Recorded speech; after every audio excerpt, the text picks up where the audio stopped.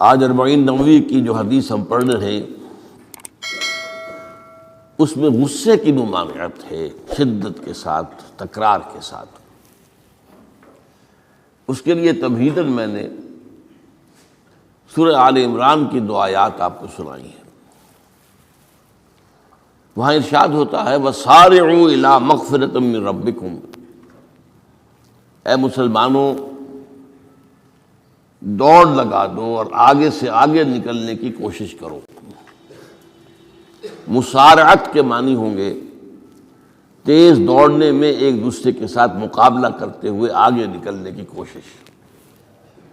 سارعوا الی مغفرۃ من ربکم، اپنے رب کی مغفرت کی طرف دوڑو اور دوڑ میں مقابلہ کرو، ایک دوسرے سے آگے نکلنے کی کوشش کرو۔ وجنت، اور اس جنت کی طرف دوڑ لگاؤ، عرضها السماوات والارض، جس کا پھیلاؤ آسمانوں اور زمین جتنا ہے۔ اعدت للمتقین، وہ تیار کی گئی ہے، سجائی گئی ہے، اسے پورے اہتمام کے ساتھ تیار کیا گیا ہے اہل تقویٰ کے لیے۔ ان اہل تقویٰ کے کچھ اوصاف کیا ہیں؟ الذین ينفقون فی السراء والضراء، وہ لوگ کہ جو خرچ کرتے ہیں، مراد ہے اللہ کی راہ میں، اور اللہ کی راہ میں خرچ کرنے کی 2 مدیں ہیں۔ اللہ کی رضا کے لیے اس کے بندوں میں سے جو محتاج ہوں، جن کو کوئی ضرورت لاحق ہو، ان کی مدد کرنا، یتیم ہوں، بیوائیں ہوں، مسکین ہوں، کوئی قرض تلے دب گئے ہوں، وہ سب کے سب اس میں آ جائیں گے۔ لہذا دوسری مد کیا ہے؟ وہ ہے اللہ کے دین کے لیے خرچ کرنا، دین کی تعلیم و تعلم کا کوئی نظام بنانا، پھر یہ کہ دین کو دوسروں تک پہنچانا، اس کے لیے سارے ذرائع جو بھی کسی زمانے میں ابلاغ کے موجود ہوں ان سب کو استعمال کرنا، اس کے لیے خرچ درکار ہے۔ بہرحال میں اس عرض کر رہا تھا کہ یہ 2 مدیں ہیں خرچ کرنے کی۔ الذین ينفقون فی السراء والضراء، مسرت کی حالت میں آدمی کے پاس کافی ہے، غنی ہے، تب خرچ کر رہا ہے تو ظاہر بات ہے اس حالت میں طبیعت پر اتنا بوجھ نہیں ہوتا خرچ کرنے میں، لیکن خود تنگی محسوس کر رہا ہو پھر خرچ کرے، یہ گویا کہ اس سے اگلا ایک قدم ہے، ضراء ہے، تکلیف کے اندر بھی ہو تو خرچ کرے۔ والکاظمین الغیظ، اور وہ لوگ جو اپنے غصے کو پی جانے والے ہوں۔ والعافین عن الناس، اور غصہ ظاہر بات ہے آتا ہے کسی شخص کی کسی غلطی پر، کسی خطا پر، یا وہ اس نے آپ کے ساتھ کوئی زیادتی کی ہے، تبھی تو غصہ آئے گا نا۔ لہذا غصے کو تو پی جاؤ اور لوگوں کو معاف کرو۔ والعافین عن الناس، یہ 2 کام در حقیقت ایک ہی کام کے 2 رخ ہیں، کہ غصہ آیا ہے تو اسے پی جاؤ، اور جس شخص نے بھی تم پر زیادتی کی ہے، تمہارے خیال میں زیادتی کی ہے، ہو سکتا ہے وہ اپنی جگہ پر صحیح ہو، لیکن یہ کہ بہرحال تمہیں غصہ آیا ہے، اس غصے کو پی جاؤ اور اسے معاف کر دو۔ واللہ یحب المحسنین، اور ظاہر بات ہے کہ اللہ تعالیٰ کو تو ایسے محسنین ہی پسند ہیں۔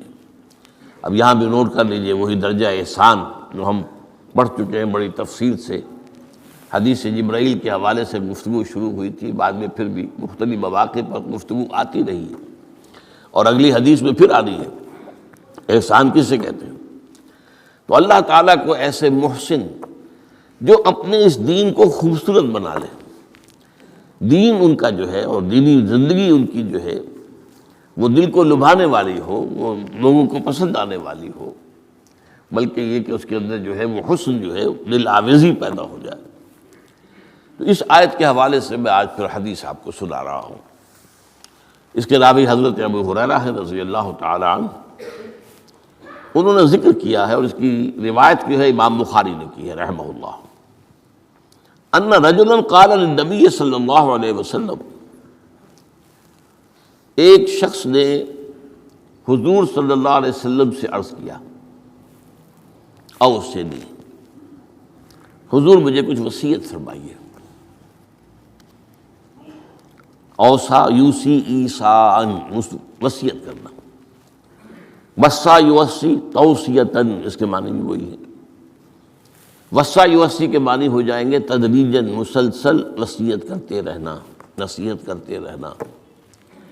اور ایک ہے، ایک مرتبہ آپ نے ایک بات کہہ دی ہے، اوصنی، مجھے وصیت فرمائیے، مجھے نصیحت فرمائیے۔ قال لا تغضب، آپ نے ایک ہی بات فرمائی، غصہ نہ کیا کرو، مغلوب الغضب نہ ہو جایا کرو، کہ غصہ آئے اور تم پر چھا جائے، تمہارے اوپر اپنا غلبہ کر دے۔ فردد مرارا، اب اس شخص کے دل میں شاید کوئی اور بات تھی، اس نے پھر پوچھا، اوصنی حضور، بس کیجیے وصیت مجھے۔ آپ نے پھر فرمایا لا تغضب، پھر پوچھا، وہ تکرار کرتا رہا اور حضور نے بھی ہر مرتبہ وہی بات کہی۔ اب اس سے اندازہ ہو جاتا ہے کہ یہ بات کتنی اہم ہے۔ پہلی بات تو میں آپ کو یہ بتا دوں کہ غصہ آ جانا کوئی غیر فطری بات نہیں ہے، غصہ اللہ تعالیٰ نے انسان میں رکھا ہوا ہے۔ البتہ غصے کے اعتبار سے حضرت حسن، غالباً حسن بصری رحمہ اللہ، ان کا ایک قول بڑا حکیمانہ ہے، بہت حکیمانہ ہے۔ وہ فرماتے ہیں کہ ایک انسان تو وہ ہوتا ہے جو پورا انسان ہوتا ہے، مکمل انسان ہوتا ہے، ایک ہوتا ہے نصف رجل، آدھا انسان، وہ انسانیت کے معیار پر پورا نہیں اترتا، ہاں نصف تک آ جاتا ہے۔ اور ایک انسان ہوتا ہے لیس برجل، وہ انسان ہوتا ہی نہیں، وہ حیوان ہوتا ہے۔ پورا انسان وہ ہے جسے غصہ دیر میں آئے اور جلدی رفع ہو جائے، اور آدھا انسان وہ ہے جسے غصہ جلدی آئے لیکن جلدی رفع بھی ہو جائے، یا دیر میں آئے تو دیر میں رفع ہو، یہ دونوں برابر ہو جائیں گے۔ جلدی غصہ آیا، جلدی ہی ختم بھی ہو گیا، دیر میں آیا، دیر لگا دی جانے میں بھی۔ اور جو شخص سرے سے انسانیت کا مستحق ہی نہیں کہ اسے انسان مانا جائے، غصہ جلدی آ جائے اور دیر میں جائے، تو وہ اصل میں پھر انسان نہیں ہے، وہ اخلاقی اعتبار سے پورا انسان کہلانے کا مستحق نہیں ہے۔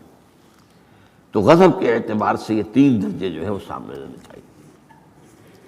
پھر مزاجوں کی بات بھی ہوتی ہے، اللہ تعالیٰ نے مختلف مزاج بنائے ہیں۔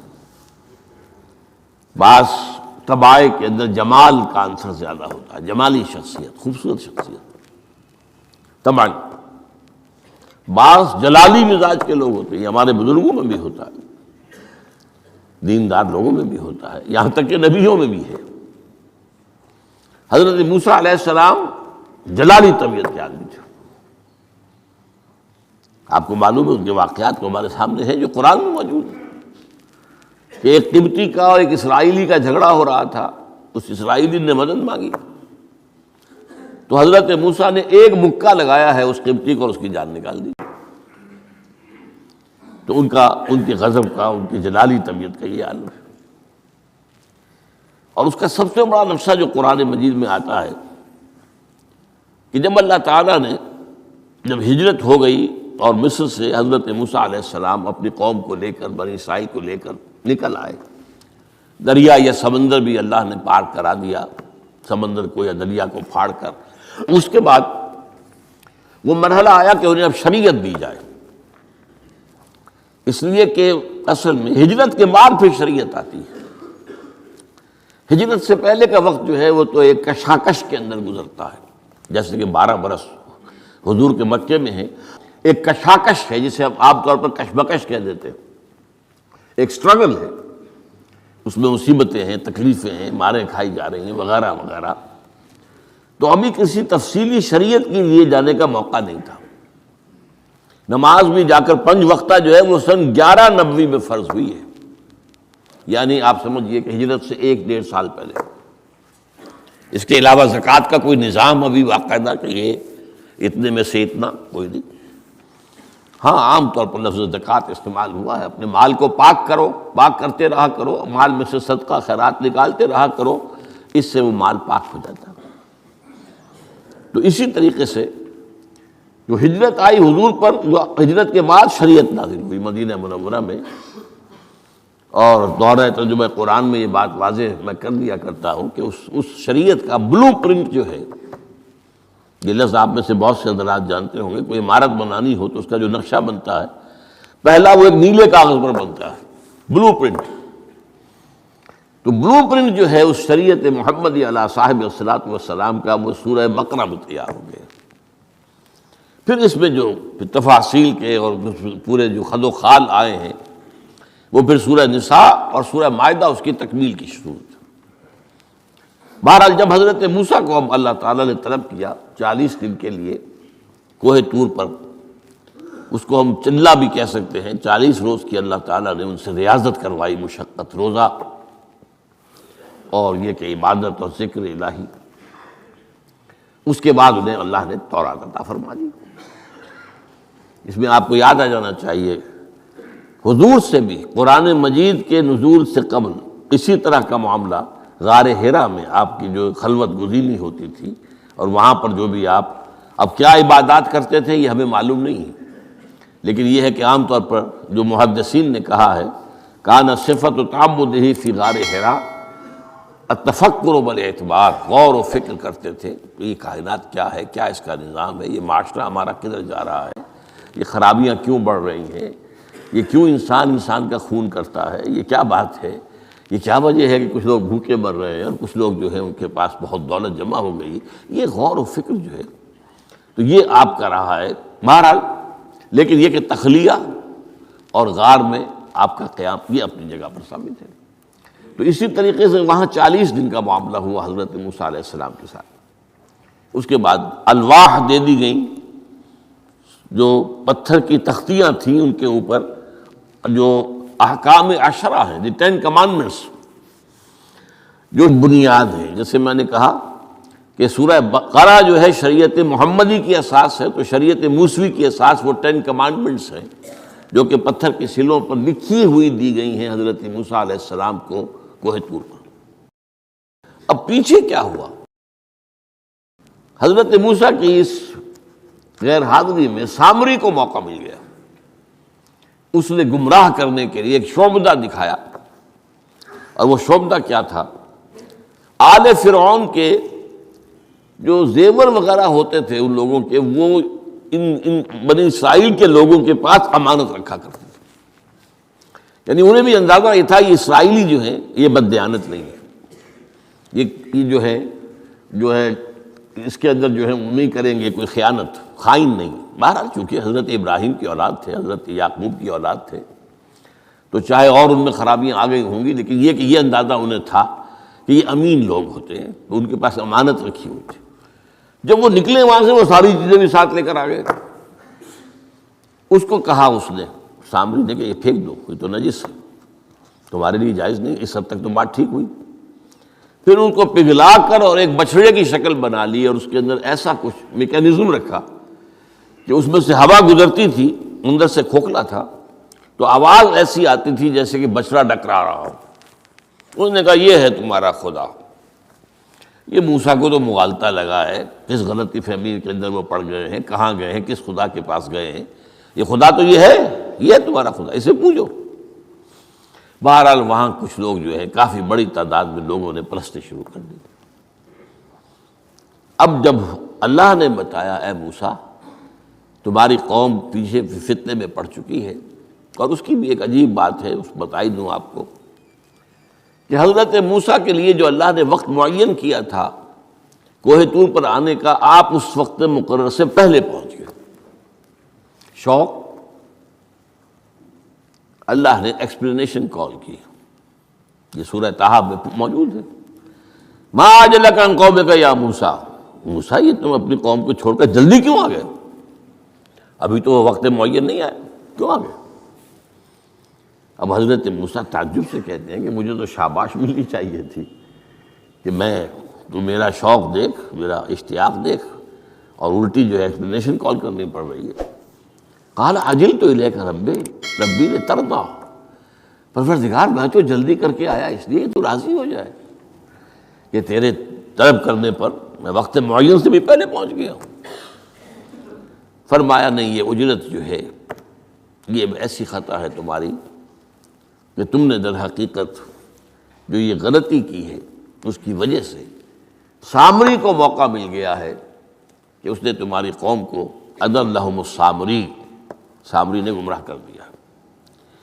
یہ خبر پا کر اب حضرت موسیٰ علیہ السلام جب آئے ہیں واپس اپنی قوم، اس کے لیے جو الفاظ آئے ہیں یہ سورہ اعراف کے اندر ہے، فلما رجع موسیٰ الی قومہ غضبان آسفا۔ یہ غضبان، یہ غضب کی ایک انتہائی شکل ہے۔ اس وزن پر عربی زبان میں جو الفاظ آتے ہیں وہ کسی شے کی شدت کو ظاہر کرتے ہیں۔ انا جوعان، میں بھوک سے مرا جا رہا ہوں۔ انا عطشان، میں پیاس سے مرا جا رہا ہوں۔ اسی طرح رحمان، جس میں رحم جو ہے وہ ٹھاٹھے مارتے سمندر کے مانند ہے۔ تو اس وزن پر جو الفاظ آتے ہیں اسی وجہ سے غضبان، تو میں کہہ رہا تھا یہ ہے جلالی طبیعت حضرت موسیٰ علیہ السلام کی، کہ انہیں جب یہ اندازہ ہوا کہ میری قوم کے کچھ لوگ جو ہیں وہ اس طریقے سے گمراہ ہو گئے، مشرک ہو گئے، وہ شرک بھی جلی شرک، خفی شرک نہیں، باقاعدہ ایک پرستش جو ہے ہو رہی ہے ایک بشرے کی، اسے خدا مانا جا رہا ہے۔ اسفا، بہت ہی متاسف۔ اب یہ دو الفاظ آ گئے، غضبان، اسفا، ایک جانب غضبناک اور دوسری طرف انتہائی افسوس اور رنج کی کیفیت۔ چنانچہ وہاں آ کر جو الفاظ قرآن مجید میں آئے ہیں اسی جلالی طبیعت کا مظہر، وَأَلْقَى الْأَلْوَاحَ، وہ جو لے کر آئے تھے تختیاں وہ تو آپ نے ڈال دی۔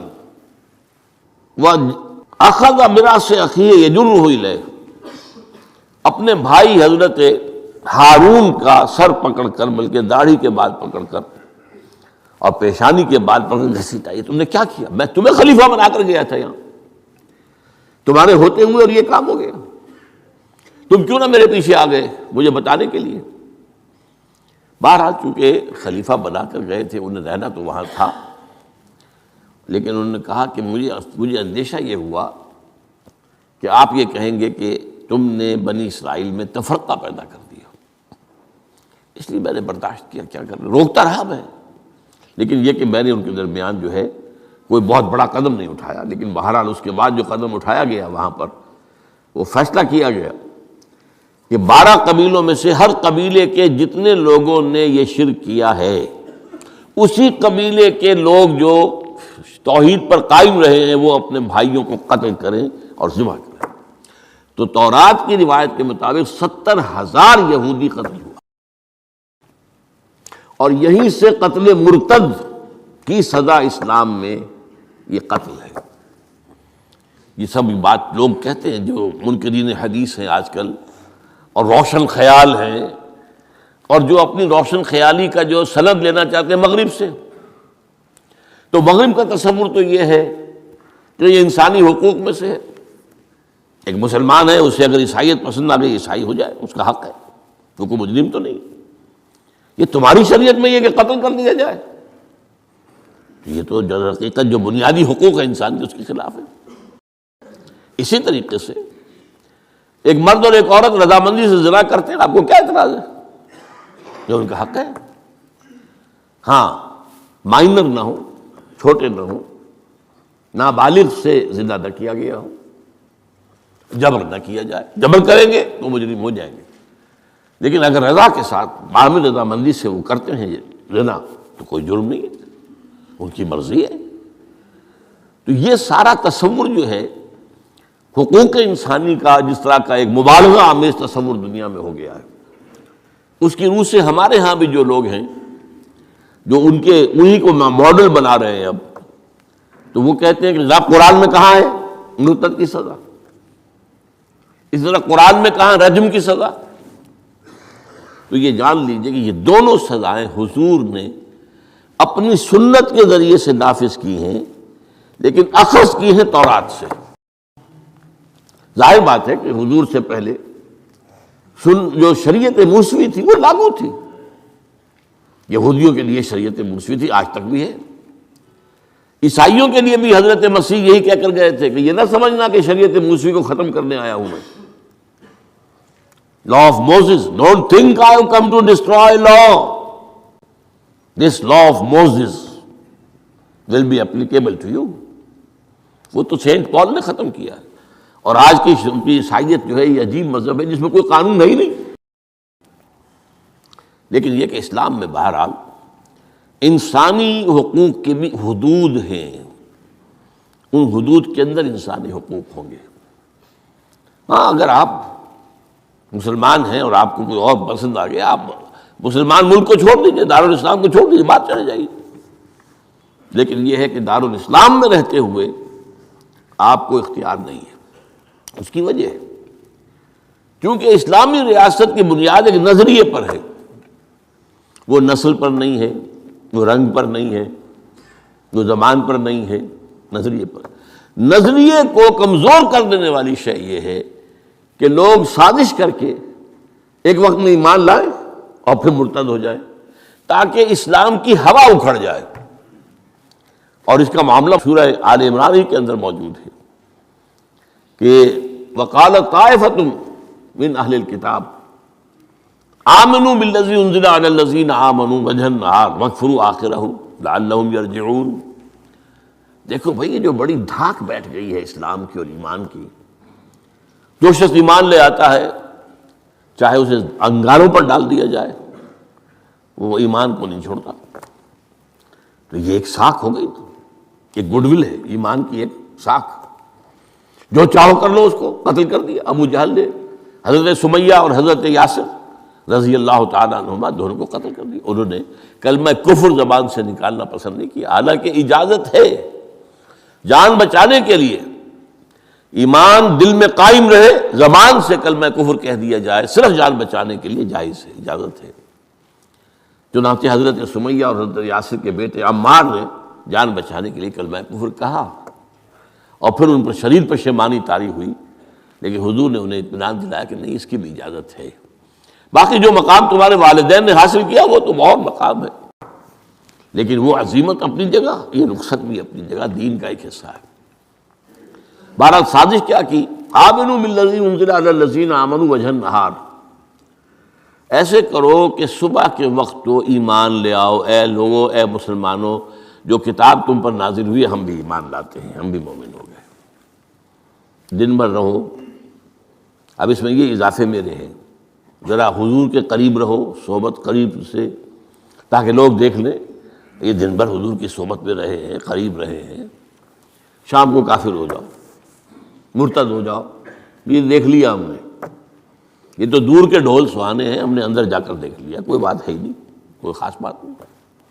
اس سے کیا ہوگا؟ لعلہم یرجعون. کچھ نہ کچھ لوگ ضرور جو ہیں وہ متزلزل ہو جائیں گے. آخر سب لوگ تو برابر کے نہیں ہوتے، نہ ہر زن نست و نہ ہر مرد مرد. کمزور ایمان والے لوگ بھی تو تھے نا آخر، اور ان سے بھی نیچے منافقین بھی موجود تھے. لیکن کمزور ایمان والوں کے دل کے اندر بھی خدشہ پیدا ہوا ہوگا، وسوسہ اندازی کا شیطان کو موقع مل گیا کہ بھائی کوئی بات دیکھی ہوگی نا، انہوں نے بڑے بھلے لوگ تھے، بڑے اچھے لوگ تھے، بڑی نیک نیتی سے ایمان لائے تھے، اور حضور کی صحبت میں اور محفل کے اندر بڑے مؤدب ہو کر بیٹھے رہے تھے، بڑی توجہ سے انہوں نے حضور کا کلام سنا تھا. تو آخر کوئی بات تو ہوگی نا جو دیکھی ہے انہوں نے، تبھی تو وہ جو ہے وہ اسلام کو چھوڑ کر چلے گئے. اس فتنے کا سد باب کرنے کے لیے قانون بنا ہے، جو اسلام لائے دیکھ بھال کر لائے. اس لیے کہ ظاہر بات ہے کہ یہ تو اب ایک وادی، اس کے اندر قدم رکھنا ہے جس میں مشکلات بھی آئیں گی، تکالیف بھی آئیں گی. لیکن یہ کہ بہرحال اس سے رجوع کرنے کا پھر حق نہیں ہوگا. اسلام اگر چھوڑو گے تو قتل کیے جاؤ گے. یہ کنڈم کرنا اس کو شریعت اسلامی کے خلاف بغاوت ہے. قرآن میں نہیں ہے، لیکن از روئے قرآن تورات پر بھی لفظ قرآن کا اطلاق ہوتا ہے. چنانچہ مکے کے کفار اور مشرکین کا ایک قول نقل ہوا ہے قالوا لن نؤمن بهذا القرآن والذی بین یدیہ، انہوں نے کہا نہ تو ہم اس قرآن پر ایمان لائیں گے جو محمد پیش کر رہے ہیں، اور نہ اس قرآن پر جو ان سے پہلے ہے۔ تو تورات کو بھی ایک معنی میں قرآن کا لفظ جو ہے اس کا اطلاق ہوتا ہے۔ تو حضور صلی اللہ علیہ وسلم نے یہ دو سزائیں جو ہیں، قتل مرتد اور رجم کی سزا بھی، ظاہر بات ہے قرآن میں نہیں ہے، ہم مانتے ہیں قرآن میں نہیں ہے، لیکن شریعت جو ہے وہ صرف قرآن پر مبنی نہیں ہے۔ بس یہ بات ایک اصول موٹی، شریعت کی دو بنیادیں مستحکم ہیں، مستقل بالذات ہیں، انڈیپینڈنٹ آف ایچ ادر، کتاب اللہ و سنت رسولہ صلی اللہ علیہ وسلم، اللہ کی کتاب اور اللہ کے رسول کی سنت، صرف قرآن نہیں ہے۔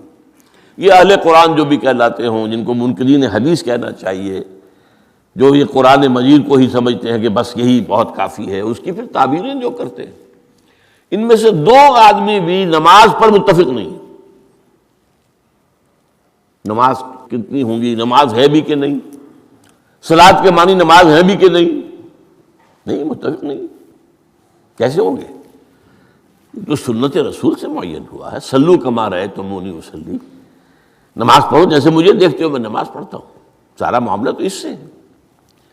تو بہرحال اس اعتبار سے یہ جو میں نے آپ کو حضرت موسیٰ علیہ السلام کا معاملہ بتایا، تو اس میں میں ایک بات قائم کرنا چاہتا ہوں آپ کے ذہن میں، کہ غضب کب آتا ہے انسان کو، غصہ کب آتا ہے؟ کسی نہ کسی حمیت پر زد پڑتی ہے تو غصہ آتا ہے، یا تو حمیت ذات ہے، آپ نے محسوس کیا میری ذات کے اوپر جو ہے حملہ کیا گیا ہے، میری شہرت پر، میری عزت پر،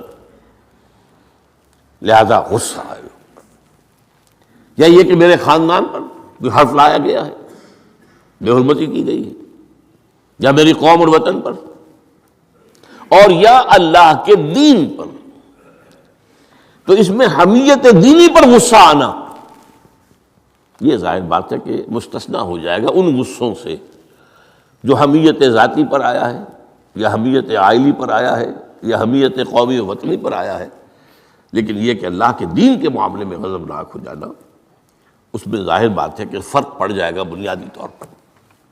تو حضرت موسیٰ کا غصہ جو آیا ہے وہ اس پر آیا ہے کہ میری قوم، یہ وہ لوگ جنہوں نے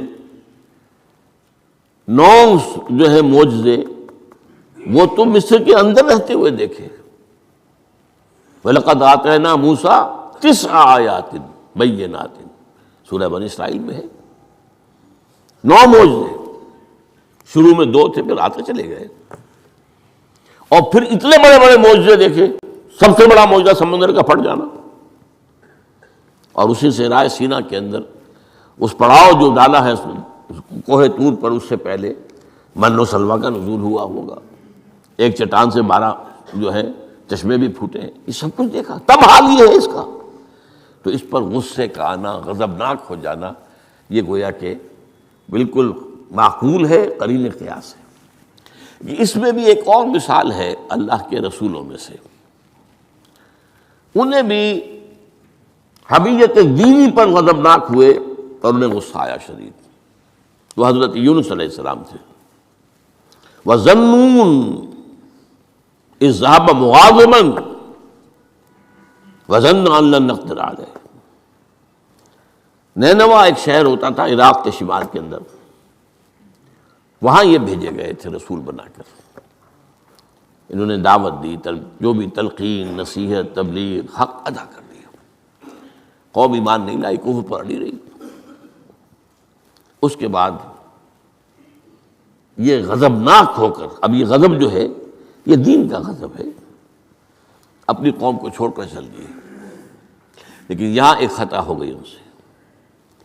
حضرت موسیٰ سے خطا کیا ہوئی تھی کہ وقت معین سے پہلے پہنچ گئے، فَإِنَّا قَدْ فَتَنَّا قَوْمَكَ مِن بَعْدِكَ، اس کی سزا مل گئی۔ یہاں غلطی کیا ہوئی کہ رسول جو قوم کی طرف بھیج دیا جائے، جس قوم کی طرف یا جس شہر کی طرف یا جس علاقے کی طرف، جب تک ایکسپریس پرمیشن اللہ کے نہ آ جائے، رسول جگہ چھوڑ کر نہیں جا سکتا۔ یہاں یہ ہے کہ وہ اتنے غضبناک ہو گئے کہ یہ بات جو ہے یہ ذہن کے سامنے نہ رہی اور آپ اپنی قوم سے ناراض ہو کر، یہ بدبخت قوم جو ہے اب یہ تو ہلاک ہو کر ہی رہے گی، تو یہ چھوڑ کر چلے گئے، یہ غلطی ہوئی۔ چنانچہ آپ کو یاد بھی آ گیا ہوگا کہ جب ہجرت مدینہ کی اجازت آ گئی ہے اللہ کی طرف سے عام صحابہ کے لیے، تو آپ نے کہہ دیا چلے جاؤ مدینے جاؤ، آپ خود نہیں گئے، جب تک کہ ایکسپریس پرمیشن، واضح طور پر، معین طور پر آپ کے لیے اجازت نہیں آ گئی، اس وقت تک آپ نے مکے سے سفر نہیں کیا۔ حضرت، یہ واقعہ سیرت کا مشہور واقعہ ہے، حضرت ابوبکر صدیق رضی اللہ تعالیٰ عنہ نے 2 اونٹنیاں تیار کی تھی کہ لمبا سفر ہے اور تیز جانا ہوگا، ہم جب جائیں گے تو ظاہر بات ہے پیچھا کیا جائے گا، تعاقب ہوگا، تو اچھی فربا اونٹنیاں ہوں، تو انہیں خوب کھلا پلا کر تیار کیا تھا اور حضور کو بتایا نہیں تھا۔ اب منتظر تھے حضور کیا اجازت آ گئی؟ نہیں، ابھی نہیں آئی۔ پھر پوچھا اجازت آئی؟ حضور نہیں آئی۔ اب حضرت عائشہ فرماتی ہیں، اور نکاح میں آ چکی تھی حضور کے، لیکن تھی ظاہر بات ہے کہ 6 سال کی عمر میں نکاح ہو گیا تھا، 9 سال کی عمر میں وداعی ہوئی ہے بعد میں مدینے میں جا کے۔ تو ان کی روایت ہے کہ ہم نے دیکھا کہ دوپہر کے وقت حضور چلے آ رہے، تشریف لا رہے۔ اب یہ بات بڑی غیر معمولی تھی، عرب میں یہ جو وقت ہے قیلولے کا، ظہر اور عصر کے درمیان، اس میں بازار بھی بند ہو جاتے ہیں، آفیسز بند ہو جاتے ہیں، اور یہ کہ کسی کے گھر آنا جانا، اللہ یہ کہ آپ کو کھانے پر بلایا ہو دوپہر کے بعد دوسری ہے، ایک آنا جانا نہیں ہوتا، وزٹ نہیں ہوتی۔ تو بڑے حیران ہوئے ہم، تو حضور نے اپنا ذرا چہرہ وغیرہ چھپایا ہوا بھی ہے اپنے رومال میں، تشریف لائے اور آ کر کہا کہ میں اندر آنا چاہتا ہوں۔ حضرت ابو تشریف لائیے، یہ تو آپ کی، اب ظاہر بات ہے حضرت عائشہ سے نکاح تو ہو چکا تھا، وہ تو اب محرم تھی، یہاں کوئی نامحرم نہیں ہے، آپ آئیے۔ آ کر آپ نے کہا کہ ابو بکر اجازت آ گئی ہے۔ اب حضرت ابو بکر کی خوشی کا ٹھکانہ نہیں تھا، دل میں سوچتے تھے کہ اب مجھے شاباش ملے گی۔ عرض کیا حضور میں نے 2 اونٹنیاں تیار کر رکھی ہیں، خوب کھلا پلا کر فربا کیا ہے، تیار کیا ہے۔ حضور نے تھوڑا سا توقف فرمایا، اچھا میں 1 اونٹنی میں استعمال کروں گا، لیکن میں اس کی قیمت ادا کروں گا۔ حضرت ابوبکر رو پڑے کہ حضور کیا مجھ سے بھی مغایرت ہے؟ میں نے اپنے جان و مال میں سے کون سی چیز آپ سے بچا کر رکھی؟ سارا مال آپ پر خرچ کر چکا ہوں۔ آپ نے اشارہ کیا حضرت عائشہ کے بارے میں، تو ایک مرتبہ پوچھا ہے کہ وہ تو آپ کی بھتیجی ہے، کیسے آپ کے کا نکاح ہوگا؟ کہ وہ دینی معاملہ ہوتا ہے، تم میرے دینی بھائی ہو، یہ کوئی سلبی بھائی تو نہیں ہو۔ بس اتنا کہنے کی دیر تھی، بیٹی پیش کر دی۔ تو میں نے اپنی کون سی چیز کو آپ سے بچا کر رکھا؟ یہ ان کے الفاظ نہیں ہے، یہ میں ان کے جذبات کی تعبیر اپنے الفاظ میں کر رہا ہوں، لیکن یہ واقعہ میں آتا ہے کہ رو پڑے۔ تو بہرحال یہ جب تک ایکسپریس پرمیشن نہیں آتی اس وقت تک رسول نہیں جا سکتا۔ حضرت یونس چھوڑ کر چل گئی، وَظَنُّونِ الذَّهَبَ مُغَاضِبًا، مغاضب وہی غضبناک، تو اس کو اللہ تعالیٰ نے پکڑا، اس لیے کہ یہ غلطی ایسی تھی کہ جس کے اوپر پکڑ ہوگی۔ یہ تو کار رسالت کے اندر جو اس کی شرائط ہیں ان میں سے ایک شرط کے اندر کمی ہوئی ہے، لہذا پھر وہ آپ کو معلوم ہے کہ وہ مچھلی کے پیٹ میں گئے اور وہاں انہوں نے جو ہے لا الہ الا انت سبحانک انی کنت من الظالمین، تو آپ نے جو بھی وہ استغفار کیا ہے اللہ سے، پھر اللہ نے معاف کیا۔ پھر اس مچھلی نے، ویل مچھلی کوئی ہوگی جو شط العرب میں معلوم ہوتا ہے، شط العرب میں اس نے نگلا ہے، اور شط العرب یہ دونوں دریا جو ہیں فرات اور دجلہ جب عراق کے جنوب میں آ کر ایک ہو جاتے ہیں تو وہ تو گویا کہ ایک بڑا سا چھوٹا سا سمندر بن جاتا ہے، اتنا بڑا وہ شط العرب کہلاتا ہے۔ اس سے ہو کر پھر گلف میں آئے، اور گلف سے ہو کر کہیں مکران کے ساحل پر آ کر اگلا ہے اللہ کے حکم سے اس مچھلی نے حضرت علیہ السلام کو۔ اس پر ایک تحقیقی مضمون میثاق میں ایک زمانے میں شائع ہوا تھا، میں اب اس وقت اس کی تفصیل میں نہیں جا سکتا، کہ اس علاقے میں حضرت یونس علیہ السلام کو اور پھر وہ اس کے ساحل پر پڑے رہے۔ تو معلوم ہوا کہ یہاں پر غضبناک ہو جانا اگرچہ تھا حمیت دینی کی وجہ سے، لیکن وہاں بھی جو بنیاد ہے دین کی اور جو اس کے جو شرائط ہیں ان میں سے کسی کو کراس کرنے کی اجازت نہیں ہے۔ اس میں سے اگر کسی رسول سے بھی ہوا ہے تو پھر یہ کہ اللہ تعالیٰ کی طرف سے گرفت ہوئی ہے۔ اور یہاں یہ نوٹ کرا دوں میں آپ کو، ہم جو مبالغے آمیزی کیا کرتے ہیں نعتوں کے اندر، اور آج کل انتہا ہوئی ہے ٹی وی کے اوپر، بعض چینلز کے اوپر نعتوں ہی نعتیں، نعتیں ہی نعتیں، نعتیں ہی نعتیں، پھر ان کے اندر جو مبالغے ہوتے ہیں۔ حضور نے فرمایا ہے مجھے یونس ابن متہ پر بھی فضیلت مت دو۔ اب یونس ابن متہ وہ ہیں واحد رسول جن سے کچھ خطا ہوئی ہے اور جس پر سزا ہوئی ہے، باقی اور رسولوں میں سے کسی کے ساتھ ایسی بات ثابت نہیں۔ خطا ہوئی ہے حضرت موسیٰ سے بھی، ما عجلک عن قومک یا موسیٰ، لیکن خطا جو ہے اس کی کوئی سزا حضرت موسیٰ کو نہیں ملی۔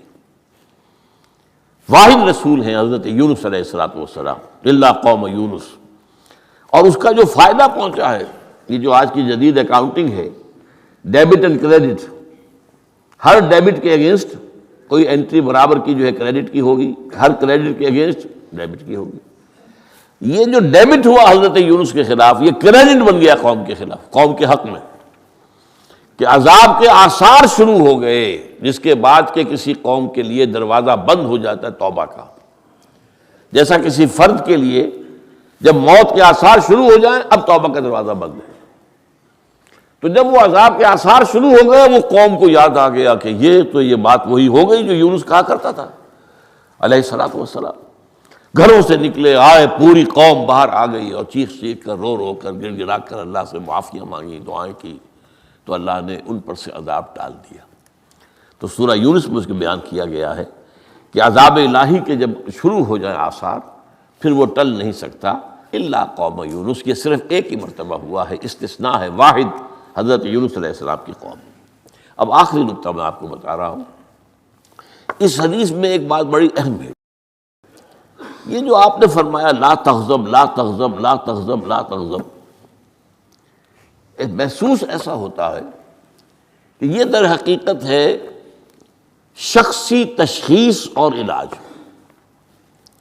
جو روحانی معالج ہوتے ہیں، ظاہر بات ہے کہ رسول یزکیہم، روحانی معالج سے تزکیہ کرتے ہیں۔ اسی طرح ہمارے ہاں صوفیہ جو ہیں، جنہوں نے اپنا تزکیہ کرایا ہوتا ہے کسی بزرگ سے، وہ پھر دوسروں کا تزکیہ کرتے ہیں۔ یہ ایک سلسلہ ہے جو چل رہا ہے۔ تو اس میں یہ ہے کہ اس تزکیے کے اندر پی پی کال، مطلب یہ نہیں کہ ایک ہی بات سب کو بتائی جا رہی ہے۔ ایسے بھی اذکار اور اوراد ہیں جو حضور نے سب کو بتائے۔ ہر نماز کے بعد بعض اذکار ہیں، اللہم اعنا علی ذکرک و شکرک و حسن عبادتک، ایک وہ ہے اللہ تعالیٰ کی حضور کی طرف سے کہ یہ پڑھا کرو، آپ پڑھا کرتے تھے، یہ سب کے لیے۔ لیکن ایک ہے پرسنل، اس لیے کہ اس روحانی معالج کا کے اندر یہ صلاحیت ہونی چاہیے کہ وہ اشخاص کے اندر جو ذاتی، اب کسی کے اندر کوئی مرض ہے، کسی میں کوئی مرض ہے، کسی کے اندر دولت کی محبت زیادہ ہے، کسی کے اندر غصہ جو ہے وہ بہت تیز ہے، کسی کے اوپر شہوت کا غلبہ بہت زیادہ ہے، تو وہ جو کال ہے وہ ہوگی پرسنل کال۔